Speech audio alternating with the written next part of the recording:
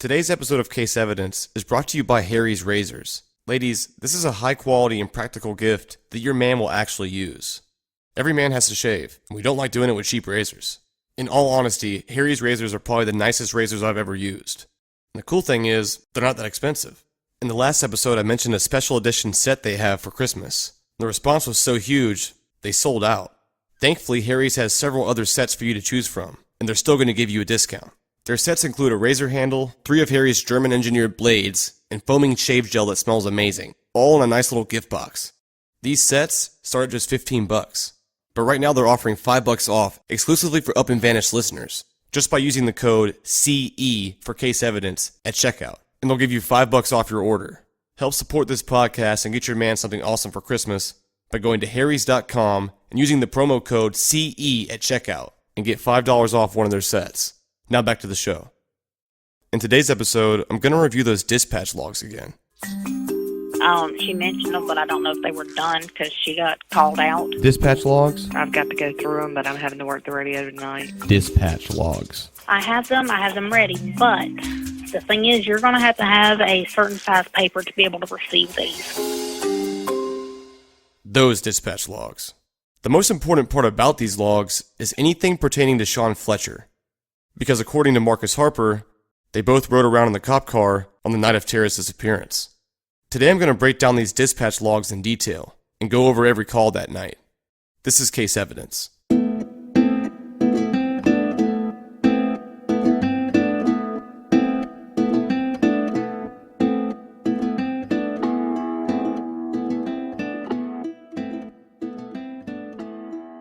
Each entry in these dispatch logs has a time and a radio signal TIN code. These TIN codes are what the officers use to communicate. You're probably familiar with TIN 4, which means understood.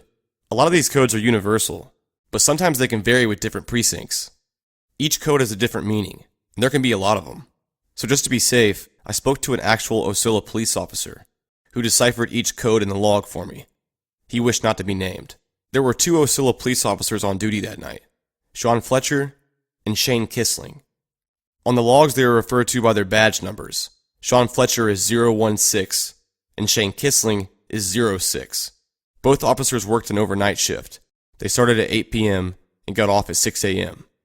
The first call for Sean Fletcher that night is at 11:18 p.m. Radio signal 1055, which meant that there was a broken down vehicle. Both officers responded to this call, and by 11:30 p.m., they were done. The next call for Sean Fletcher was at 11:46 p.m. Radio signal 1059, which means stand by for business closing. This was at a grocery store called Harvey's in Ocilla. Again, both Officer Fletcher and Kissling were here, and they left by 11:54 p.m. The next call for Fletcher was at 12:16 a.m. Radio signal 1038, which meant a traffic stop. It lasted just a few minutes, and he left by 12:23 a.m. From this point forward, Sean Fletcher's whereabouts become extremely important, because according to Marcus, he left the White Horse Saloon shortly after 1 a.m. to go meet up with Sean Fletcher. Fletcher's next call on the dispatch logs was almost an hour and a half later, at 1:46 a.m., saying that he's downtown. Radio signal 1084. According to the Ocilla officer I spoke to, this means special detail, like checking buildings or taking a break to eat dinner. For this call, there is no departure time listed. I called Maurice to chime in about Marcus Harper's alibi. 1:49 a.m. Fletcher was checking doors in downtown Ocilla when he received a call from dispatcher telling him that Harper was looking for him, and they joined up. See, really, there should be a dispatch call to Fletcher around 1:49 to come to the station, that Harper was searching for him. In Marcus Harper's alibi, he never called Sean Fletcher directly.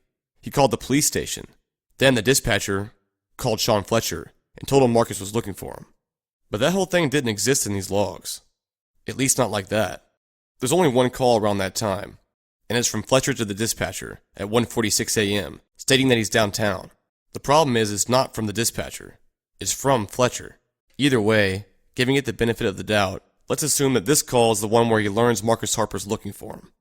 If the call was at 1:46 a.m., that means that the first time they would have met up would be around 5 to 10 minutes later, around 2 a.m.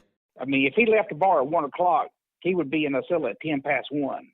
I would say that Harper was probably back in, supposedly he was back in Ocilla say 1:15 at the most. So between 1:15 and say 2 o'clock, you don't know where Harper is. Where was Harper? I mean, that's almost 50 minutes. I mean, this was early in the morning, so he wasn't. Where was he? There's no record of Harper even being in any of these calls. I mean, I don't care if you're a former cop there or whatever. It should have been on record that you had a civilian with you for liability. Even if you believe their timeline with him with it, there's a 50 minutes to an hour that is not accounted for. So you could do a lot in an hour. Fletcher supposedly doesn't know where he's at because he ain't called yet. And if he left the club earlier than 1, say he left the club, say 20 minutes to 1, you got an hour 15, hour and 20 minutes there. Either way you slice it, there's a pretty big time gap there. Let's take a look at the Benny Merritt incidents. These are the calls that Sean Fletcher supposedly responded to while Marcus Harper was with him. There's 2 calls for Benny Merritt on these dispatch logs. The first was at 2:08 a.m., and the second was at 2:49 a.m. But now, the one at the 111 South Apricot Street, that did not involve Fletcher. Fletcher was not involved in that call. On the first call for Benny Merritt, at 2:08 a.m., Sean Fletcher wasn't there. The only officer that responded was Shane Kissling. At 2:49 a.m., the next Benny Merritt call, Sean Fletcher was there, and so was Shane Kissling. This means the first time anyone could have seen Sean Fletcher and Marcus Harper together was 2:49, almost 2 hours after he left the White Horse Saloon. I'm going to tell you, if it wasn't for the Fletcher stuff, I'm talking about being with Fletcher and all that time and everything, he would be in serious trouble.